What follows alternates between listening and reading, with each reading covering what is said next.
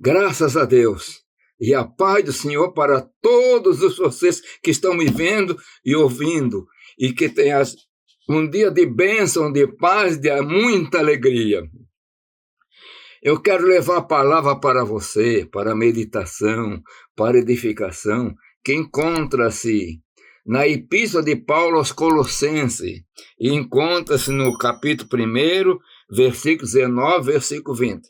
Mas antes de ler, eu quero convidar você para se inscrever na FAEST, matricular na FAEST Academia, para aprender mais um pouquinho da palavra. Isso é bom, é gostoso, é importante. Então vamos à leitura. Porque foi do agrado do Pai que toda a plenitude nele habitasse, e que havendo por ele feito a paz pelo sangue da sua cruz, por meio dele reconciliasse consigo mesmo todas as coisas, tanto as que estão no céu, na terra, como as que estão no céu. Meus irmãos, eu quero falar agora de plenitude, plenitude divina, e falar também de reconciliação. Quando vamos pensar nesta palavra, que foi do agrado do Pai que toda a plenitude nele habitasse. Jesus é Deus, o Pai é Deus, o Espírito Santo é Deus, mas não são três deuses, é um Deus só, que ele se manifesta em três pessoas, mas faz parte da mesma substância, da mesma unidade. Se você está vendo Jesus, está vendo Deus, está vendo o Espírito Santo, que é um Deus só. Mas cada um tem uma determinada função programada, digamos assim, para dar uma palavra melhor, né? Ou especificada dentro do seio da Trindade. E aqui Paulo está defendendo a divindade de Jesus, porque lá em Colossos apareceu um grupo de pessoas que com orientação diferente, com filosofias diferentes, como hoje nós encontramos também tantas pessoas com filosofias diferentes. Muitas pessoas querem dizer que Jesus não é Deus, que não é o Filho de Deus, mas, irmãos, até certo ponto é difícil, porque se você ler Colossenses também, capítulo 2 e versículo 2, você vai encontrar uma coisa importante que muitas vezes a pessoa decorou tudo, mas não prestou atenção, que diz que para conhecimento do mistério de Deus, Cristo é o mistério de Deus. E quando se fala do mistério, esse é um mistério que não foi amplamente revelado em todos os detalhes, meus irmãos.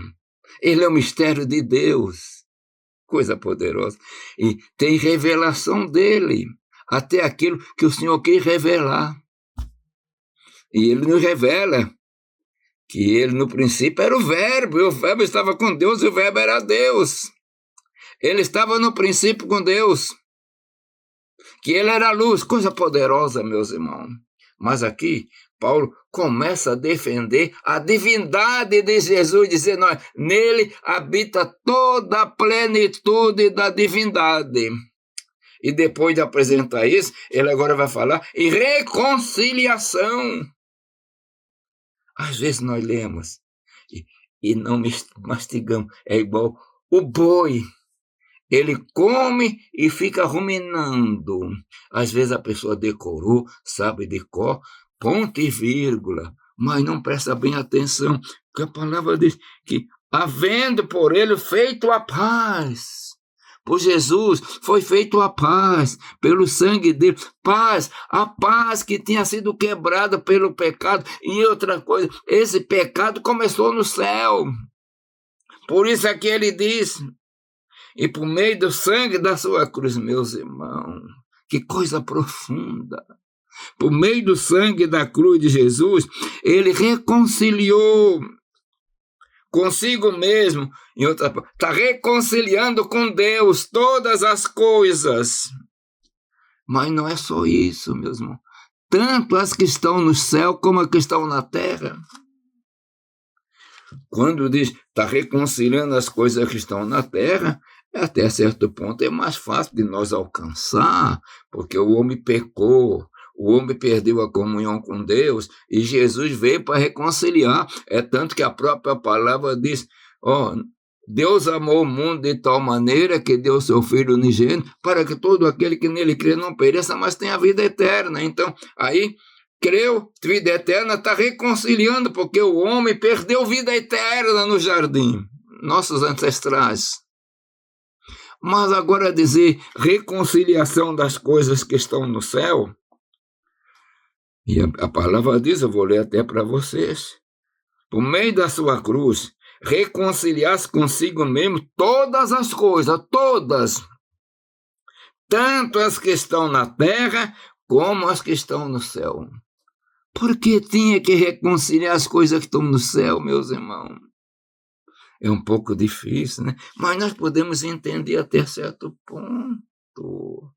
No céu, morada de Deus, foi conspurcado, foi sujo, foi feita uma irreconciliação por causa do pecado de Satanás, que era o querubim ungido. Houve problema, houve rebolo e rebelião, pecado. E agora, Jesus tinha que reconciliar. Não reconciliar os anjos caídos, não. Mas, em outras palavras, houve sujeira. Tem que fazer uma limpeza, uma purificação. E essa purificação foi feita pelo poder do seu sangue. Meus irmãos, que sangue precioso, que sangue poderoso, que sangue glorioso, que perdoa os nossos pecados, nos dá nova vida. E você que está me vendo e ouvindo agora, você é uma crente, é um crente, é um servo de Deus, você foi reconciliado. E essa reconciliação aconteceu porque a obra foi feita no Calvário. Se não tivesse sido feita a obra no Calvário, não tinha reconciliação, mas foi feita. E agora dependia de mim e de você aceitar. Alguém pregou, alguém anunciou. E eu criei, e graças a Deus por isso. E você creu, e como eu criei, eu estou pregando. E como você creu, você está me ouvindo. E como nós cremos, nós somos filhos de Deus e estamos reconciliados. Meu irmão, minha irmã, fique na reconciliação. Coisa gloriosa. Um dia, no tempo determinado por Deus, não no tempo determinado pelos homens, que ficam marcando isso, mas do tempo próprio divino, que Deus não falha.